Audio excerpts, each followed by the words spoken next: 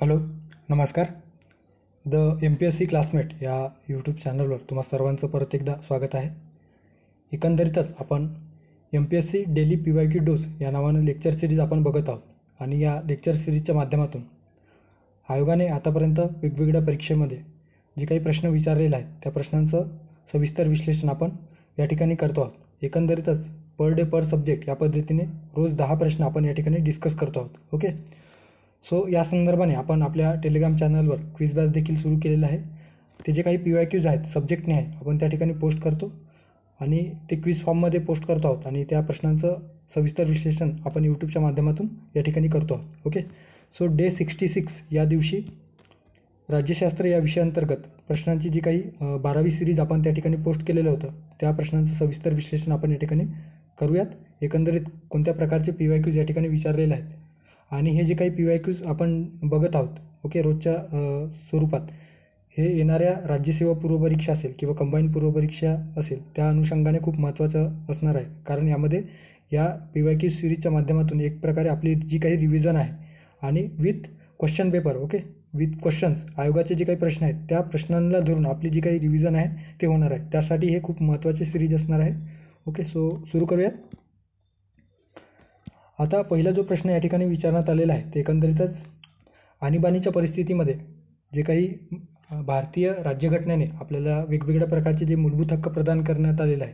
So कोणते जे काही मूलभूत हक्क आहेत ते आणीबाणीच्या परिस्थितीमध्ये देखील लागू असतो किंवा ते रद्द होत नाही अशा पद्धतीच्या जे काही प्रश्न आहेत त्यावरून हे जे प्रश्न आहे ते विचारण्यात आलेला आहे. ओके, सो प्रश्नात काय दिलेलं आहे, गुन्ह्याबद्दल दोषी ठरवण्यासंदर्भात संरक्षणाचा हक्क ओके संरक्षणाचा हक्क डॅश डॅश आणि अनुच्छेद 20च्या संदर्भाने या ठिकाणी देण्यात आलेला आहे. ओके, सो अनुच्छेद 20 अंतर्गत काय दिलेलं आहे की गुन्ह्याबद्दल दोषी ठरवण्यासंदर्भात जे काही संरक्षण प्रदान करण्यात आलेलं आहे त्या संदर्भाने खालील दिलेल्या विधानांपैकी किंवा पर्यायापैकी कुठला जो पर्याय आहे तो या ठिकाणी अप्रोप्रिएट बसणार आहे.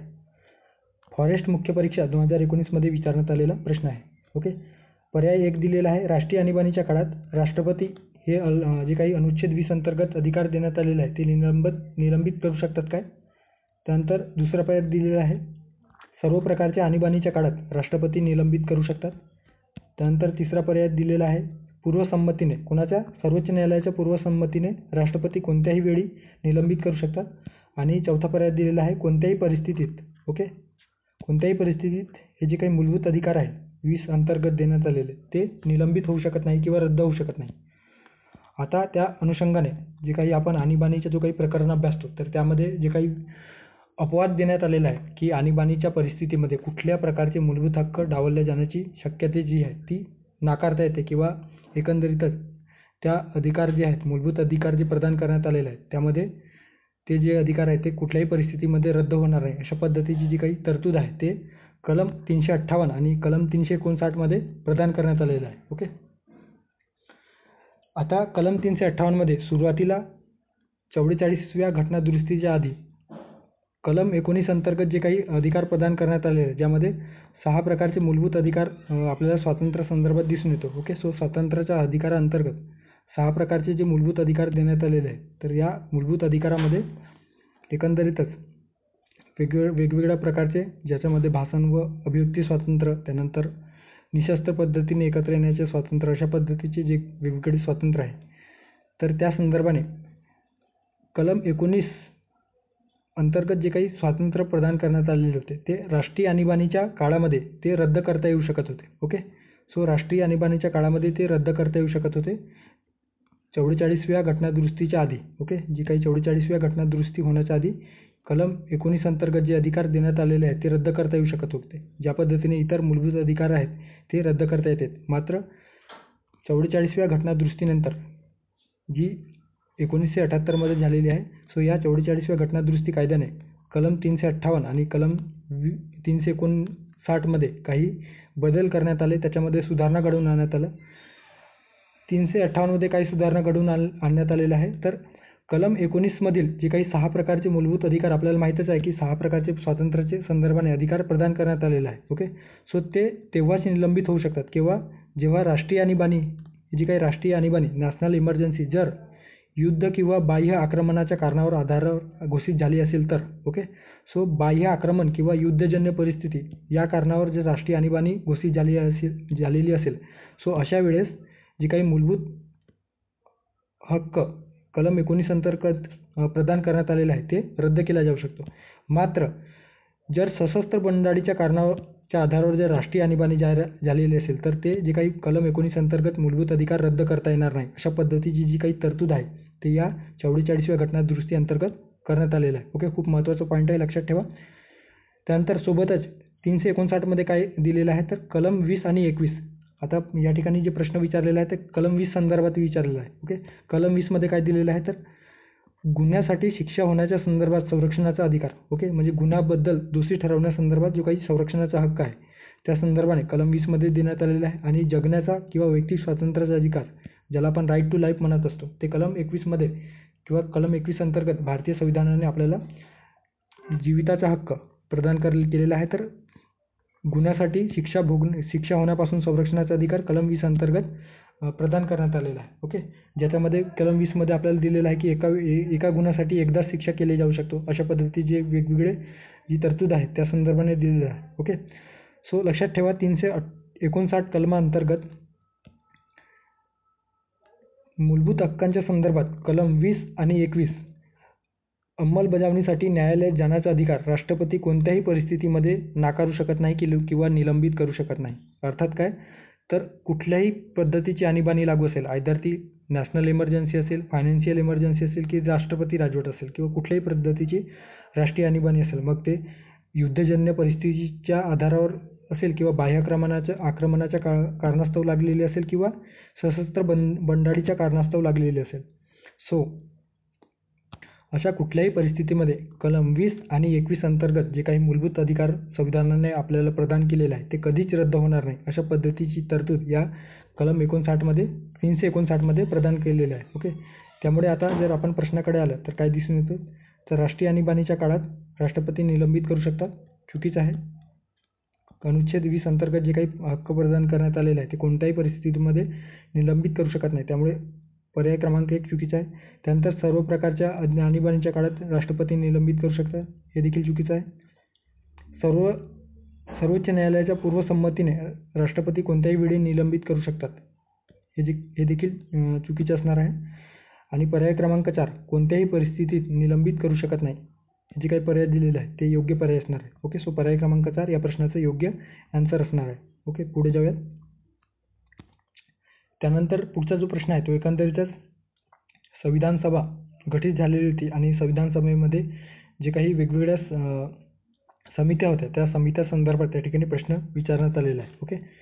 सो प्रश्नात काय विचारलेलं आहे तर खालील विधानांचा विचार करा. राज्यसेवा मुख्य परीक्षा 2015 मध्ये विचारण्यात आलेला प्रश्न. ओके. विधान काय दिलेलं आहे डॉक्टर राजेंद्र प्रसाद हे नियम समितीचे अध्यक्ष होते. ब दिलेलं आहे मौलाना अबुल कलाम आझाद हे या समितीचे सदस्य होते. सो कोणता या ठिकाणी दिलेल्या विधानांपैकी योग्य असणार आहे. ओके.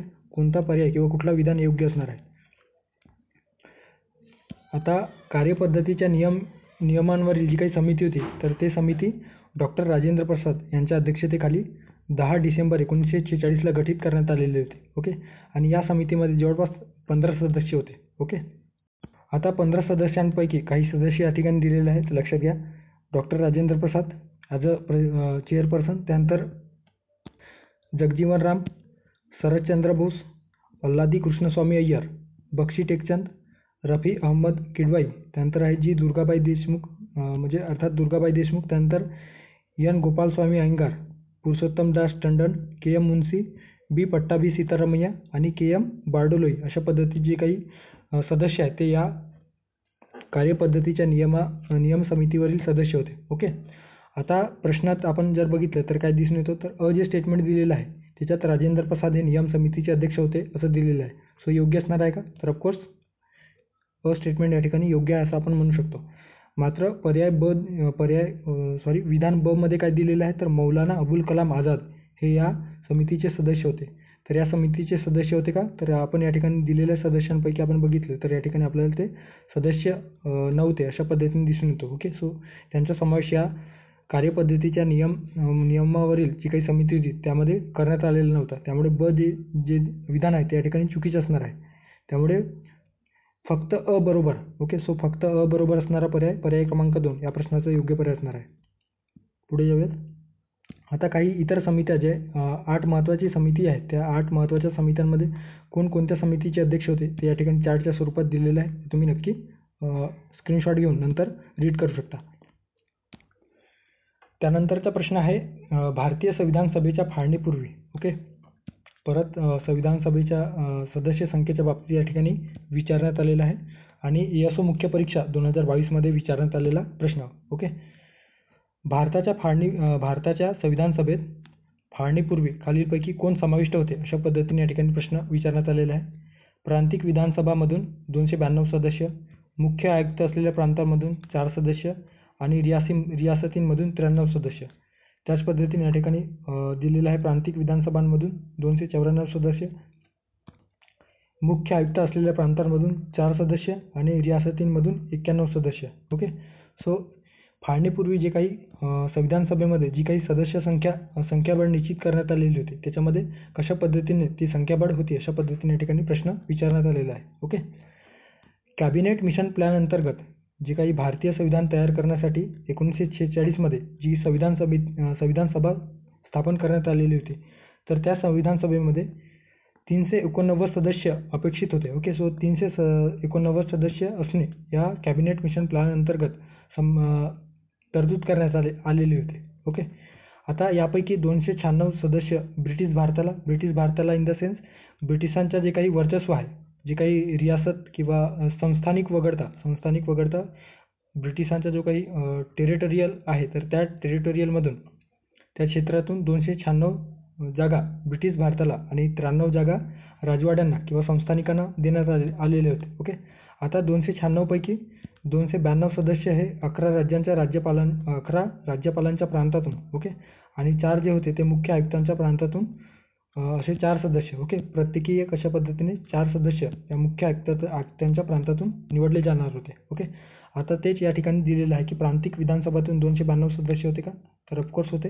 या ठिकाणी बघू शकता 292 सदस्य हे 11 राज्यांच्या राज्यपालांच्या प्रांतातून, तर मुख्य आयुक्त असलेल्या प्रांतातून 4 सदस्य. ओके, सो मुख्य आयुक्तांच्या प्रांतातून 4 सदस्य होते का, सो 4 सदस्य निवडले जाण्याची किंवा निवडले जाईल अशा पद्धतीने तरतूद करण्यात आलेली होती.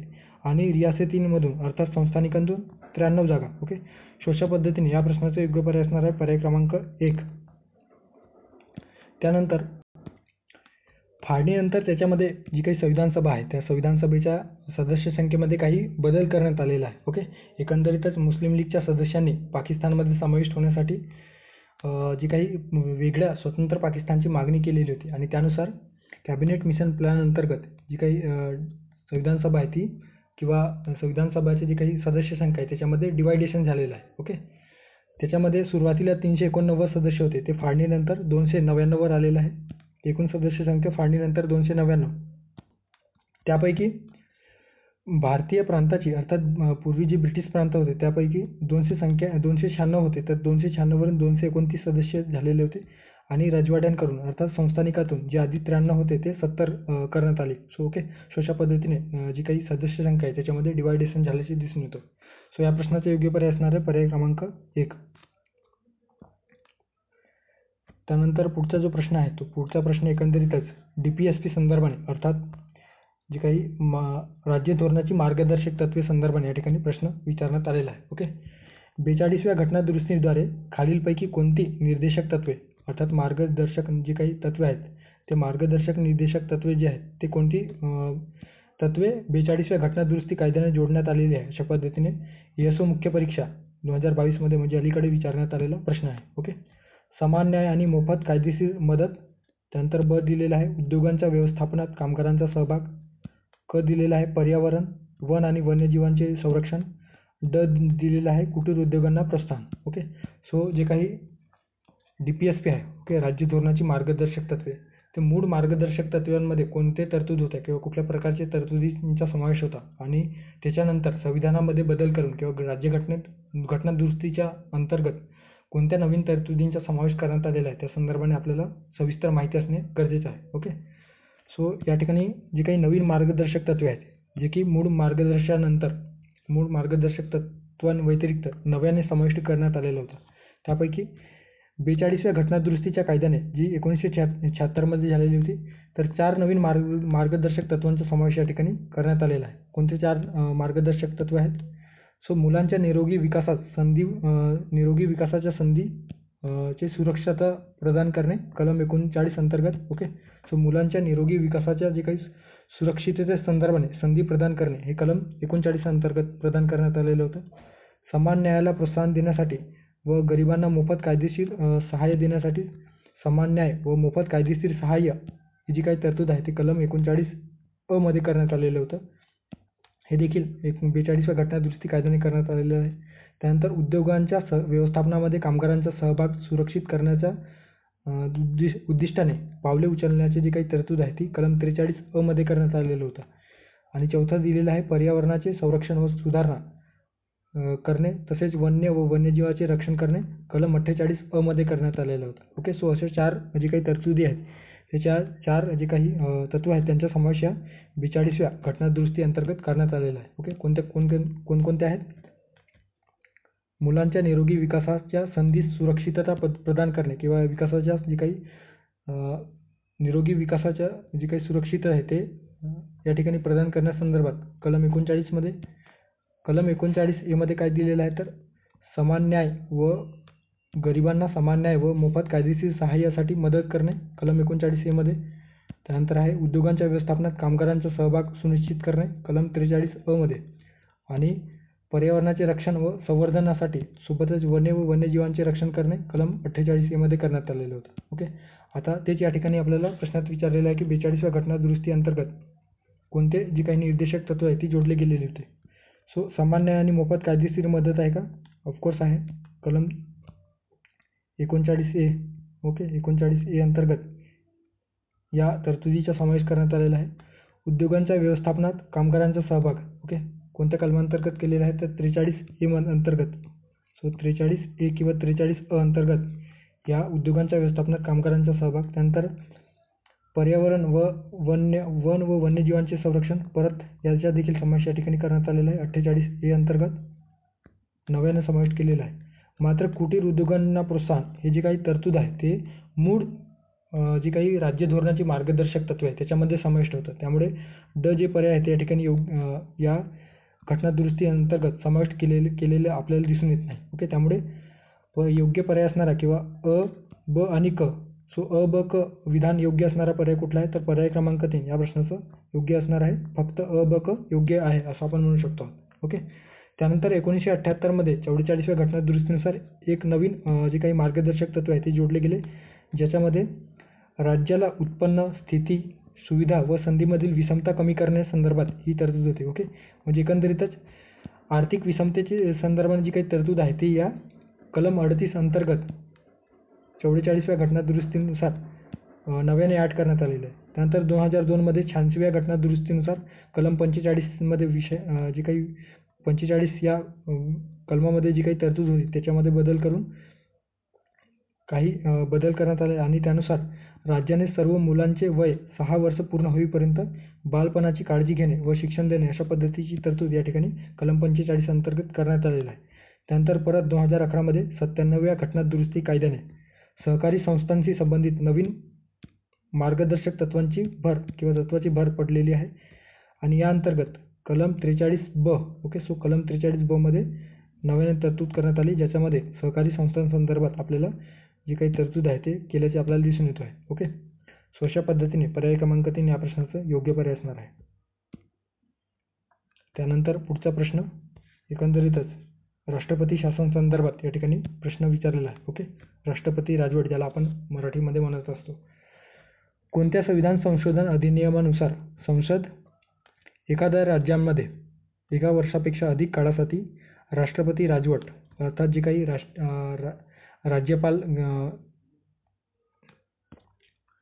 राष्ट्रपतीला अहवाल सादर केल्याच्या नंतर एखाद्या राज्यामध्ये जेव्हा आणीबाणी लागू केली जाते तर त्याला राष्ट्रपती शासन किंवा राष्ट्रपती राजवट अशा पद्धतीने म्हटलं जात आहे. ओके.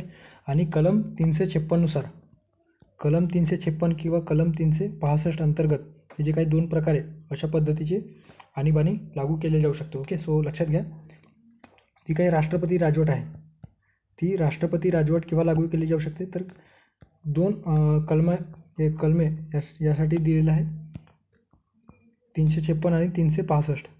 आता 356 मध्ये काय दिलेलं आहे तर जर एखादा राज्य संविधानानुसार राज्याचे जे काही कारभार आहे ते योग्य पद्धतीने चालत आहे किंवा नाही अशा पद्धतीचा जर अहवाल राज्यपालाने राष्ट्रपतीकडे सादर केलेला आहे आणि अशा वेळेस राष्ट्रपतींना वाटलं की त्या एखाद्या राज्यामध्ये जो काही जी काही कार्यप्रणाली आहे त्या राज्याची किंवा जी कायदा व सुव्यवस्था आहे ते योग्य पद्धतीने चालत नाही, तो अशा वेळेस 356चा वापर करून राष्ट्रपती त्या ठिकाणी राष्ट्रपती राजवट लागू केला जाऊ शकतो आणि अशा वेळेस सर्व जे काही अधिकार आहे ते राज्यपालांच्या अखत्यारीत एकवटले जातात. ओके. सो जो काही मुख्य कार्य आहे ते राज्यपाल पाहत असतो आणि त्या अंतर्गत जे काही राज्याचे मुख्य सचिव आहेत ते मुख्य सचिव त्याचे नियंत्रण किंवा एकंदरीत प्रशासकीय प्रमुख म्हणून मुख्य सचिव कार्यरत असतात. आणि 365 मध्ये काय दिलेलं आहे तर केंद्राने एखादा निर्देश एखाद्या राज्याला दिलेले असेल जे की केंद्राने राज्यघटनेच्या तरतुदीनुसार जे काही निर्देश आहे ते तयार केलेले असेल आणि त्या राज्यांना दिलेले असेल आणि ते जर राज्य त्या जे काही निर्देश आहे किंवा तरतूद केंद्राद्वारे दिले गेलेले आहेत ते जर फॉलो करत नसेल, सो अशा वेळेस ओके, सो केंद्राद्वारे जे काही निर्देश दिले जातो आणि केंद्राद्वारे दिलेल्या निर्देशाचे राज्य फॉलो करत नसेल, ओके, सो अशा वेळेस 365चा वापर करून त्या राज्यामध्ये राष्ट्रपती राजवट लागू केला जाऊ शकतो. ओके. सो त्या संदर्भात या ठिकाणी दिलेलं आहे की एखाद्या राज्यांमध्ये राष्ट्रपती राजवट लागू केल्याच्यानंतर 1 वर्षापेक्षा अधिक काळासाठी वाढवण्यासाठी जी काही राष्ट्रपती शासन सुरू ठेवण्यासाठी कोणत्या संविधान संशोधनमध्ये अधिनियमानुसार त्याच्यामध्ये 1 वर्षापेक्षा अधिक काळासाठी ठेवता येऊ शकतो अशा पद्धतीचे बदल करण्यात आलेले आहे. ओके. सो राज्यघटनेतील तरतुदीनुसार एखाद्या राज्याचे सरकार चालवता येणार नाही अशी परिस्थिती निर्माण झाली असेल आणि असे समाधान झाल्यास राष्ट्रपतींना राष्ट्रपती राजवट जारी करण्याचा अधिकार 356 अंतर्गत प्रदान करण्यात आलेला आहे. ओके. मग ते कारण कुठलंही असू शकतो. आपल्याला माहीतच आहे की महाराष्ट्रामध्ये 356 वरून कितीदा तरी आतापर्यंत राष्ट्रपती राजवट लागू झालेला आहे. ओके. ज्याच्यामध्ये जो काही राजकीय जे एकंदरीत सिनारिओ आहे त्याच्यात मग विधानसभेमध्ये पूर्ण बहुमत नसणे किंवा सत्ताधारी पक्ष आणि विरोधी पक्षांमध्ये जी काही विधानसभेतील सीट संदर्भाने वाटाघाटी संदर्भात जे काही त्यातून निर्माण झालेली परिस्थिती आहे त्यातून तोडगा काढण्यासाठी राष्ट्रपती राजवट लागू करणे अशा पद्धतीचे आणि विशेषतः ही राष्ट्रपती राजवट कशासाठी लागू केली जाते तर केंद्र राज्यामध्ये वेगवेगळे पक्ष, केंद्रामध्ये वेगळा पक्ष आणि राज्यामध्ये वेगळा पक्ष असेल तर अशा वेळेस त्या राज्यामध्ये केंद्राद्वारे वचक बसवण्यासाठी या राष्ट्रपती राजवटीचा वापर मोठ्या प्रमाणात अलीकडे होताना आपल्याला दिसून येतो आहे. ओके. सो राजकीय कारणास्तव याचा वापर मोठ्या प्रमाणात सध्या होतो आहे. विशेषमध्ये आता या ठिकाणी दिलेलं आहे की विशेष म्हणजे राष्ट्रपती राज्याच्या राज्यपालांच्या अहवालावर किंवा इतरही वेळी अर्थात राज्यपालाने तशा पद्धतीचा अहवाल दिलेला असेल किंवा नसेलही, सो अशा वेळेस ते राष्ट्रपती राजवट एखाद्या राज्यामध्ये लागू करू शकतात. आता 44व्या घटनादुरुस्ती कायदा जी 1948 मध्ये झालेली होती, सो या कायद्यानुसार राष्ट्रपती राजवटीची जी काही घोषणा आहे ती 1 वर्षापेक्षा अधिक कालावधीसाठी वाढवण्यासंदर्भाने संसदेच्या अधिकारावर अंकुश ठेवण्यासाठी नवीन तरतूद करण्यात आलेली आहे. ओके. सो 44व्या घटनादुरुस्ती कायद्याने 1978 मध्ये अशी तरतूद करण्यात आली की संसदेच्या कायद्याने एखाद्या राज्यामध्ये 1 वर्षापेक्षा जास्त कालावधीसाठी राष्ट्रपती त्या ठिकाणी राष्ट्रपती राजवट लागू करू शकतो किंवा एक्सटेंड करू शकतो. ओके. मात्र त्यासाठी 2 अट देण्यात आलेल्या आहे. ओके. सो एक आहे अशा प्रकारे 1 वर्षानंतर किंवा 1 वर्षाच्या नंतर देखील जर 2 प्रकारची अट जी आहे ती पूर्तता केल्यास ते एका वेळेस 6 महिन्याने वाढवता येऊ शकतो. ओके. सो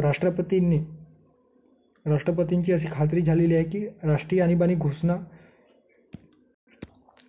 सो या ठिकाणी राष्ट्रीय आणीबाणीची घोषणा एखाद्या राज्यामध्ये जर राष्ट्रपती राजवट लागू आहे आणि अशा वेळेस देशामध्ये राष्ट्रीय आणीबाणी लागू असेल तर अशा वेळेस त्या राज्यातील जे काही परिस्थिती बघता एकंदरीत एका वर्षापेक्षा जास्त कालावधीसाठी ती राष्ट्रपती जी राजवट आहे ती वाढवू शकतो किंवा वाढवल्या जाऊ शकतो. अशा पद्धतीची तरतूद या ठिकाणी देण्यात आलेली आहे. त्यानंतर आहे संबंधित राज्याच्या विधानसभेच्या सार्वत्रिक निवडणुका घेण्यास अडचण होत आहे अशा पद्धतीचे जर निवडणूक आयोगाने प्रमाणित केलेले असेल, अशा वेळेस निवडणूक आयोगाच्या शिफारशीनुसार एखाद्या राज्यामध्ये जर राष्ट्रपती राजवट लागू आहे आणि त्या ठिकाणी जर विधानसभा निवडणूक घेण्यास निवडणूक आयोगाला वेगवेगळ्या अडचणी निर्माण होत असेल, अशा वेळेस देखील त्या ठिकाणची जी काही राष्ट्रपती राजवट आहे ती एका वेळेस 6 महिन्यांसाठी वाढवल्या जाऊ शकतो. ओके, म्हणजे साधारणतः 1 वर्ष झाल्याच्या नंतर परत एक्सटेंड करण्यासाठी 6 महिन्यांची वाढ दिली जाऊ शकते.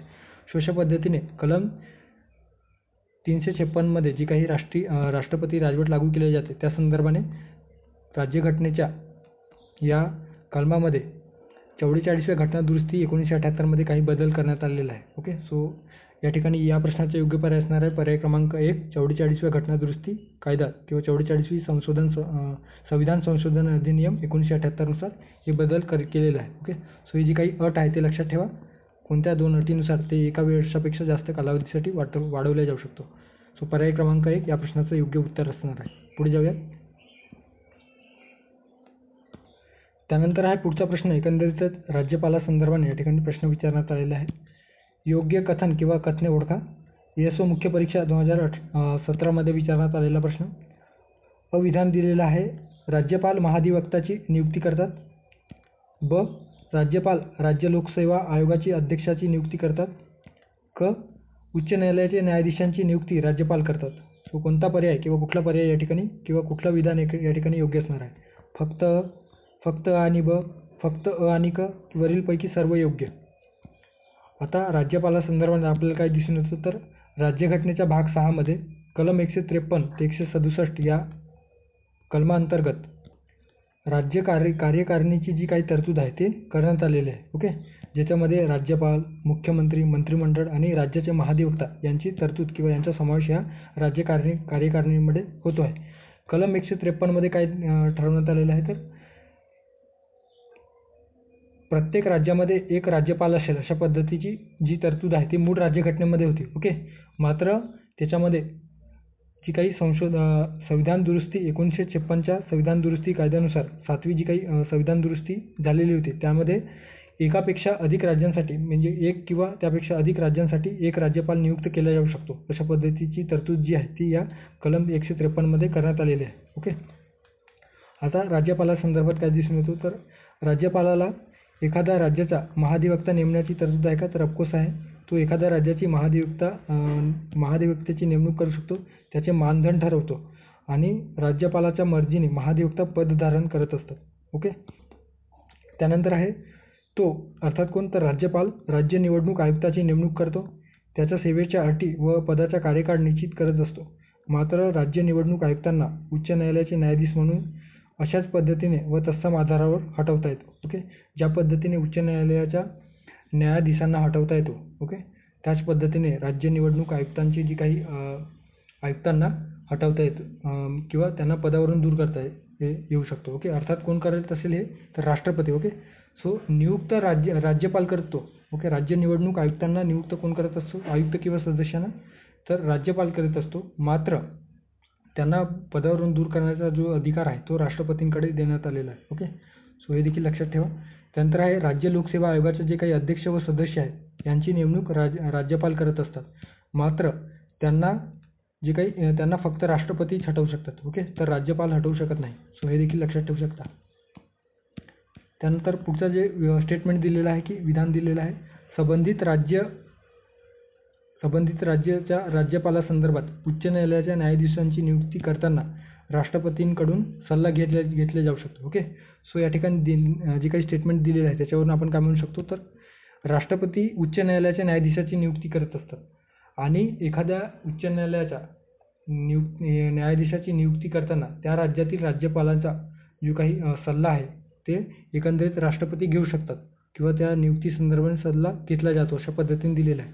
मात्र क स्टेटमेंटमध्ये या ठिकाणी आपल्याला दिलेलं होतं की उच्च न्यायालयाचे न्यायाधीशांची नेमणूक किंवा नियुक्ती राज्यपाल करत असतात तर चुकीचं आहे. तर कोण करत असतात तर राष्ट्रपती करत असतात. ओके, सो राष्ट्रपती या ठिकाणी लक्षात ठेवा.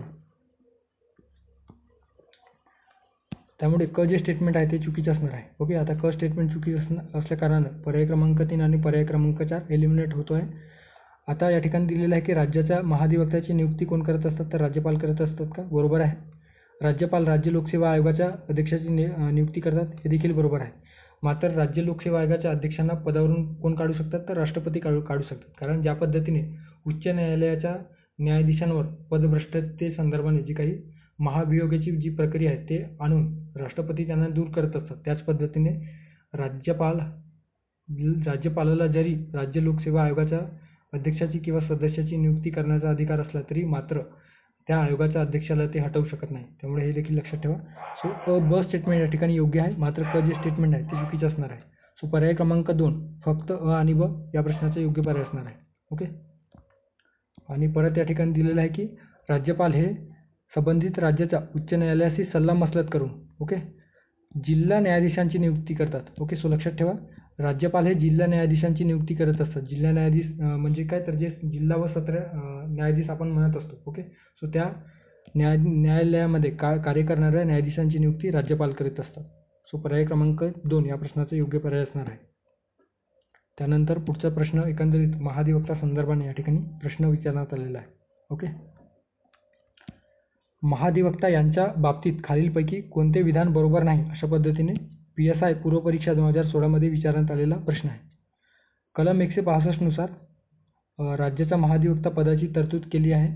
त्यानंतर आहे त्यांच्या कार्यकालाबद्दल राज्यघटनेत काही सांगितले नाही. तिसरा पर्याय दिलेला आहे भारताच्या राष्ट्रपतींनी निश्चित केल्याप्रमाणे वेतन, भत्ते व सवलती मिळतात. त्यानंतर चौथा जे पर्याय आहे त्याच्यात दिलेला आहे राज्य विधानमंडळांना मिळणारे सर्व विशेषाधिकार त्यांना उपभोगता येतात, अर्थात महाधिवक्त्यांना उपभोगता येतात. सो कुठला पर्याय या ठिकाणी चुकीचा असणार आहे, कारण आपल्याला बरोबर नाही अशा पद्धतीने या ठिकाणी विचारण्यात आलेला आहे. आता भारतीय राज्यघटनेच्या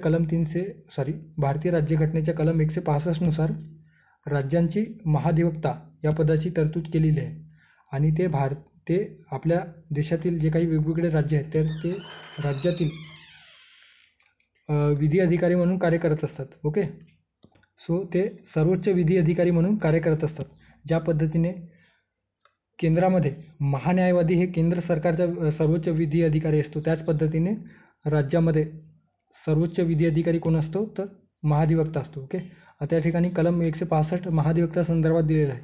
तर तुम्ही मला कमेंट बॉक्समध्ये सांगणार आहात की केंद्रामध्ये जे काही महान्यायवादीची जी तरतूद आहे ते कोणत्या कलमांतर्गत करण्यात आलेली आहे. ओके, महाधिवक्त्याची जी काही नेमणूक आहे ती राज्यपाल करत असतात. आणि याच्यासाठी उच्च न्यायालयाच्या न्यायाधीशपदी जी काही नियुक्तीसाठी जी पात्रता आपल्या संविधानामध्ये सांगितलेली आहे. ओके, सो त्या पात्रतेनुसार किंवा ती पात्रता धारण करणाऱ्या व्यक्तीचीच या ठिकाणी महाधिवक्ता म्हणून नेमणूक केली जाऊ शकतो. त्यानंतर आहे महाधिवक्ता पदाचा जो काही कार्यकाल आहे तो राज्यघटनेत निश्चित केलेला नाही. शिवाय त्यांना हटवण्याची जी काही कार्यपद्धती आहे ती देखील सांगितलेली नाही. ओके, किंवा कारणे देखील त्यामध्ये किंवा राज्यघटनेत स्पष्ट केलेलं नाही. मात्र राज्यपालांच्या मर्जीने ते पद भूषवत असतात. ओके, सो राज्यपालांच्या मर्जीने पद भूषवत असतात आणि साधारणतः जर एखादं सरकार स्थापन झालेलं असेल तर त्या सरकारला अनुकूल असे महाधिवक्त्याची नेमणूक केली जाते आणि एकंदरीतच सरकार कोसळल्याच्या नंतर किंवा सरकार जे आहे नवीन सरकार झाल्याच्या नंतर मागे जो काही महाधिवक्ता नियुक्त झालेला आहे तो देखील साधारणतः राजीनामा देत असतो. ओके, सो अशा पद्धतीने ती जी सायकल आहे ती चालत असते.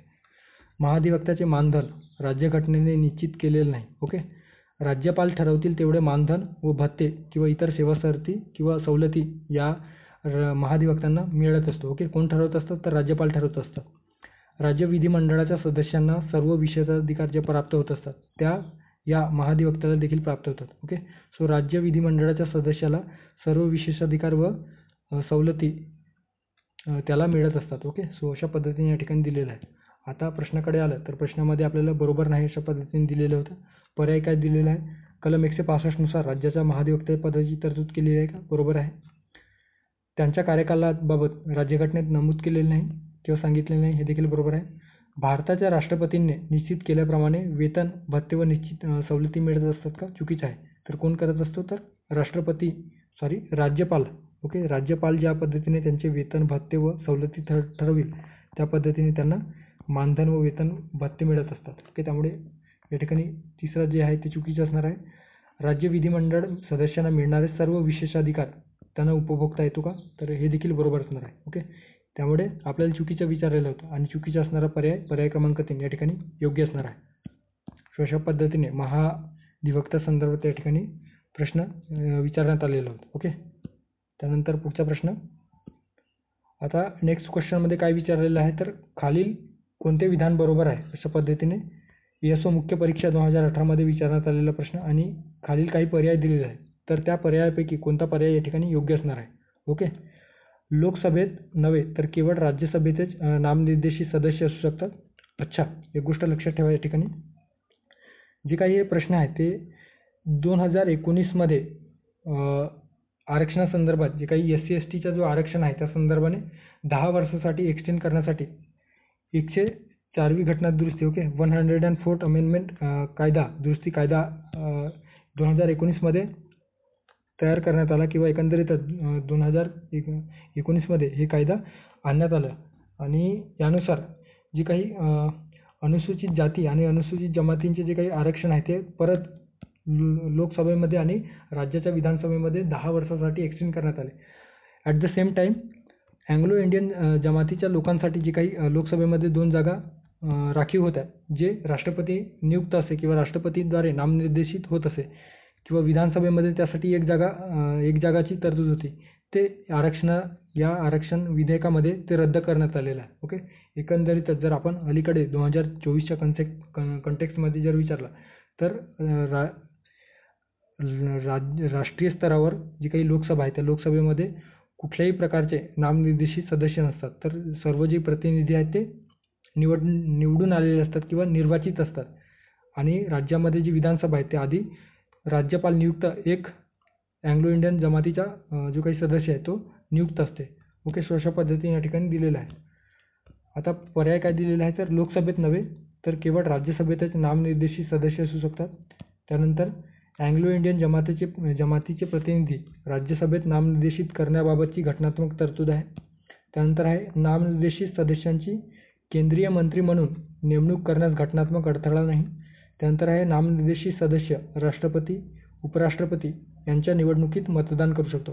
सो कोणता जे काही स्टेटमेंट आहे ते या ठिकाणी योग्य असणार आहे. ओके. आता पहिलं जे पर्याय दिलेलं होतं की लोकसभेत नव्हे तर केवळ राज्यसभेतच नामनिर्देशित सदस्य असू शकतात, सध्याच्या कंटेक्स्टमध्ये जर विचार केला तर हे योग्य असणार आहे. मात्र 2018 मध्ये हे प्रश्न विचारलेला आहे.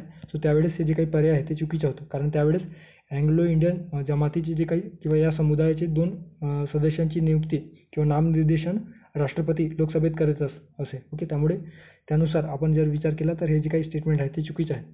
त्यानंतर अँग्लो इंडियन जमातीचे प्रतिनिधी राज्यसभेत नामनिर्देशित करण्यासंदर्भात असतात का, तर राज्यसभेत नव्हे तर लोकसभेत, त्यामुळे हे देखील चुकीचं आहे. नामनिर्देशित सदस्यांची केंद्रीय मंत्री म्हणून नेमणूक करण्यास घटनात्मक अडथळा नाही. सो हे बरोबर असणार आहे. नामनिर्देशित सदस्यांची पंतप्रधानांनी राष्ट्रपतींकडे मंत्रिपद म्हणून किंवा मंत्रिपदी नियुक्ती संदर्भात जर शिफारस केल्यास त्याला मंत्रिपद होता येऊ शकतो किंवा तो मंत्रिपद होऊ शकतो किंवा मंत्री होऊ शकतो, अशा पद्धतीने या ठिकाणी दिलेलं आहे. त्यामुळे तिसरा जे पर्याय आहे ते या ठिकाणी योग्य असणार आहे. ओके. सो तिसरा पर्याय या ठिकाणी योग्य असणार आहे. आणि चौथा जे पर्याय दिलेला आहे की नामनिर्देशित सदस्य राष्ट्रपती व उपराष्ट्रपतीच्या निवडणुकीत मतदान करू शकतात काय, तर लक्षात घ्या, राष्ट्रपतीच्या निवडणुकीमध्ये कोण मतदान करत असतात, सविस्तर बघूयात आपण, जेणेकरून आपला कॉन्सेप्ट जे आहे ते या ठिकाणी पूर्ण होईल. ओके. अर्थातच क्लिअर होईल. आता राष्ट्रपतीच्या निवडणुकीमध्ये, ओके, सो निवडणूक याच्यामध्ये कोण मतदान करत असतात, तर लोकसभेचे निर्वाचित सदस्य. ओके. निर्वाचित म्हणतो आहे मी, नामनिर्देशित नाही. लोकसभेचे निर्वाचित सदस्य, परत राज्यसभेचे निर्वाचित सदस्य. ओके. जे काही इलेक्टेड मेंबर आहेत. Okay. Elected member, not selected, elected member आणि राज्य विधिमंडळाच्या जे काही विधानसभा आहे. ओके. सो विधानसभाचे निर्वाचित सदस्य अर्थात elected member. So elected member हे राष्ट्रपतीच्या निवडणुकीमध्ये मतदान करत असतात. मात्र कुठल्याही नामनिर्देशित सदस्याला, आयदर ते कुठल्याही सभागृहाचे असेल, त्यांना राष्ट्रपतीच्या निवडणुकीत मतदान करण्याचा अधिकार नाही. ओके. आणि उपराष्ट्रपतींच्या निवडणुकीसंदर्भात जर आपल्याला विचारलेलं असेल तर लक्षात घ्या, उपराष्ट्रपती. ओके. उपराष्ट्रपतीच्या संदर्भाने लोकसभेचे निर्वाचित, ओके, सो निर्वाचित प्लस नामनिर्देशित,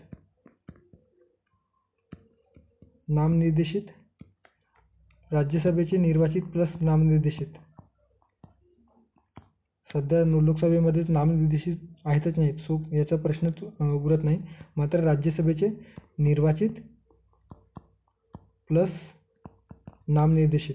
ओके. सो नामनिर्देशित अशा पद्धतीने, कारण राज्यसभेतील किंवा उपराष्ट्रपती हे राज्यसभेचे पदसिद्ध अध्यक्ष असतात, त्यामुळे राज्यसभेतील जे काही नामनिर्देशित सदस्य आहे आणि निर्वाचित सदस्य आहे त्यांच्या दोघांचा समावेश असणे गरजेचं असतं. ओके. त्यामुळे या ठिकाणी लक्षात घ्या.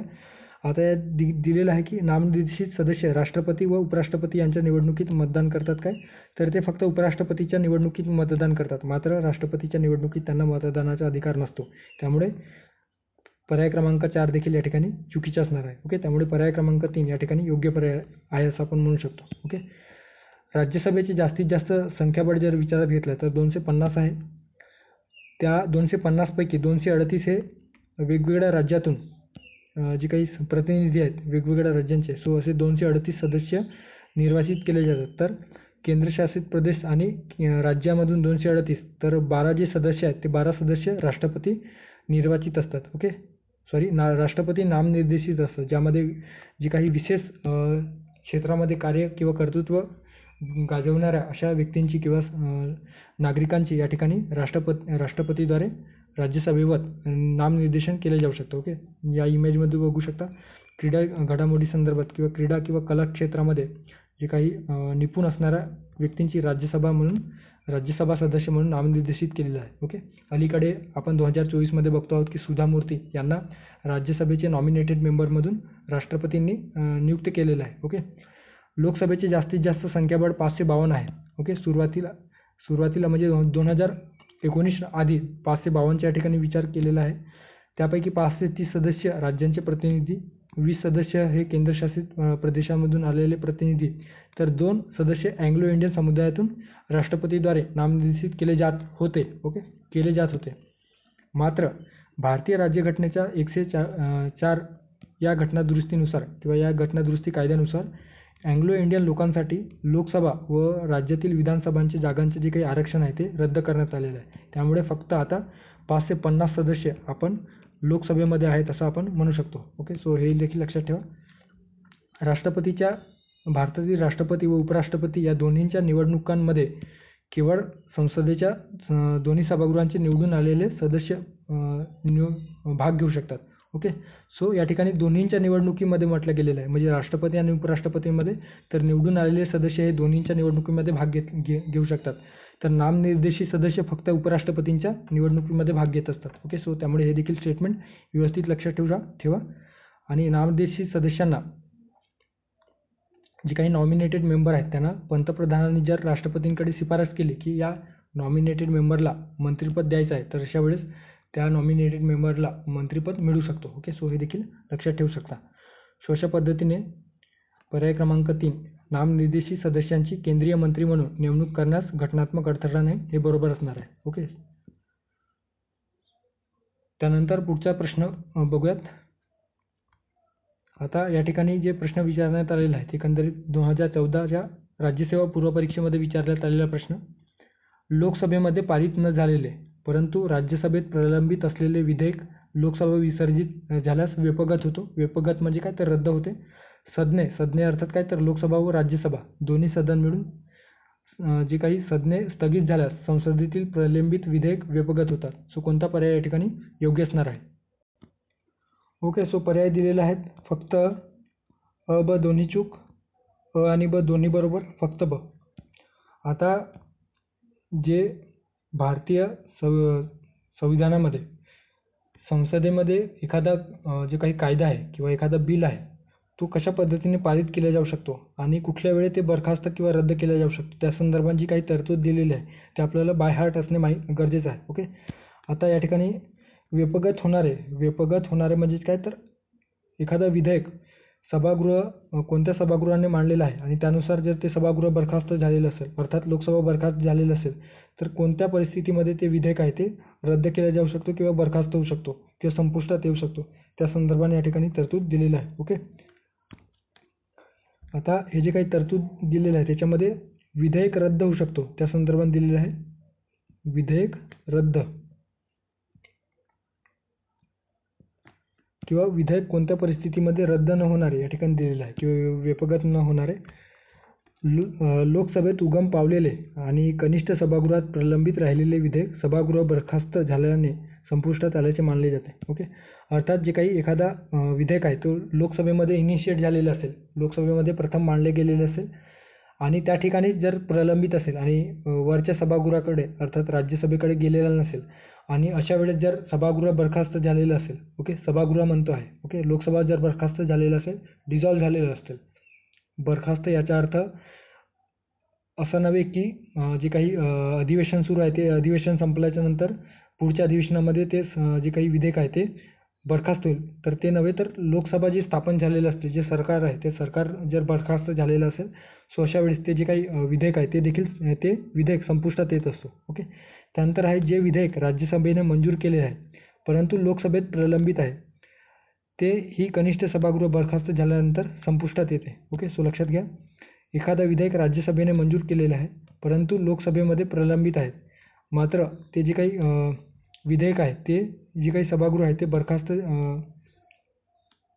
सभागृह बरखास्त झाल्यानंतर संपुष्टात येते. आय थिंक या ठिकाणी हे जे काही विधेयक आहे ते संपुष्टात येत नाही अशा पद्धतीने दिलेलं पाहिजे होतं. ओके. बघूयात. ओके. सो हे जे काही स्टेटमेंट आहे ते बघूयात काय याच्यामध्ये. तिसरा दिलेला आहे लोकसभेत उगम पावलेली आणि मंजूर झालेली परंतु राज्यसभेत प्रलंबित असलेली विधेयके काल्यबाह्य मानली जाते म्हणजे संपुष्टात येतो. ओके. अर्थात लोकसभेमध्ये जे काही विधेयक आहे ते जर विधेयक प्रथम मांडले गेलेले असेल आणि मंजूर होऊन राज्यसभेकडे आलेले असेल आणि जर लोकसभा बरखास्त झालेली असेल तर ते जे विधेयक आहे ते रद्द केलं जातं किंवा बरखास्त केलं जातं.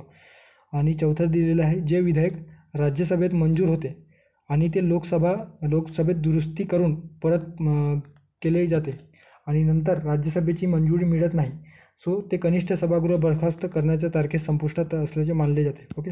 थोडक्यात काय, तर एखादा विधेयक जे आहे ते राज्यसभेमध्ये सुरुवातीला मांडले गेले, त्यानंतर राज्यसभेने ते मंजूर करून लोकसभेकडे पाठवलेले आहे आणि अशा वेळेस जर लोकसभेने त्यामध्ये काही दुरुस्ती सुचवल्या असतील आणि दुरुस्ती सुचवल्याच्या नंतर लोकसभेने परत त्या दुरुस्तीला कन्सिडर करण्यासाठी राज्यसभेकडे पाठवलेलं असेल आणि राज्यसभेने त्याला मंजुरी दिलेलं नसेल आणि त्या दरम्यान जर लोकसभा बरखास्त झालेली असेल तर अशा वेळेस ते जे काही विधेयक आहे ते रद्द केलं जाऊ शकतं. ओके.